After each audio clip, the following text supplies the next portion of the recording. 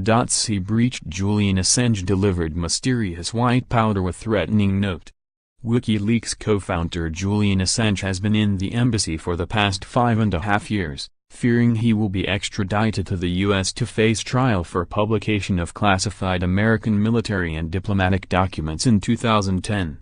A dubious package with a threat addressed to Mr. Assange arrived the same day Judge Emma Arbuthnot rejected a bid by Assange to drop a warrant against him for breaching bail conditions.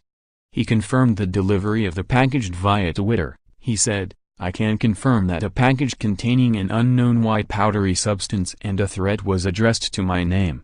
It was handed to UK diplomatic police. I understand they are performing toxicology and forensics."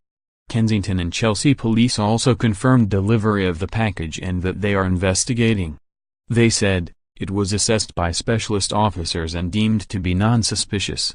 There are no injuries and this incident has now been stood down. Assange was made an Ecuadorian citizen in December. He has been holed up in the Ecuadorian embassy in London for 5.5 years. Mr. Assange, 46, absconded to the Ecuadorian embassy in 2012 to avoid extradition to Sweden over allegations of sexual assault and rape. He has constantly denied the allegations and Swedish prosecutors have since dropped the charges. A further ruling to have the warrant lifted is due on February 13 on public interest grounds. Mrs. Arbuthnot added that a defendant would usually get the chance to explain in person if they had reasonable cause for skipping bail. Mr. Assange's lawyer Mark Summers told the court there are exceptional circumstances in his defendant's case. He said the WikiLeaks founder suffered from health problems including depression, and that his years living in the embassy were adequate punishment for skipping bail.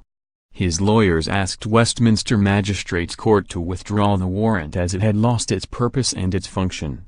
Mrs. Arbuthnot ruled the warrant was still valid and told a packed public gallery that the offense of not surrendering to bail was a standalone offense under the Bail Act. She said, on a straightforward reading of the section, 1. Mr. Assange has been bailed, 2. He has failed to surrender and 3. If he has no reasonable cause he will be guilty of an offense. Once at court, a defendant will be given an opportunity to put an argument for reasonable cause. And that is when Mr. Assange will be able to place that before the court. I'm not persuaded that the warrant should be withdrawn. Mr. Assange believes he will be extradited to the U.S. if he leaves the embassy for questioning about the activities of WikiLeaks, which leaked secret information on the Afghanistan and Iraq wars. The leak sparked fury among U.S. intelligence and military chiefs.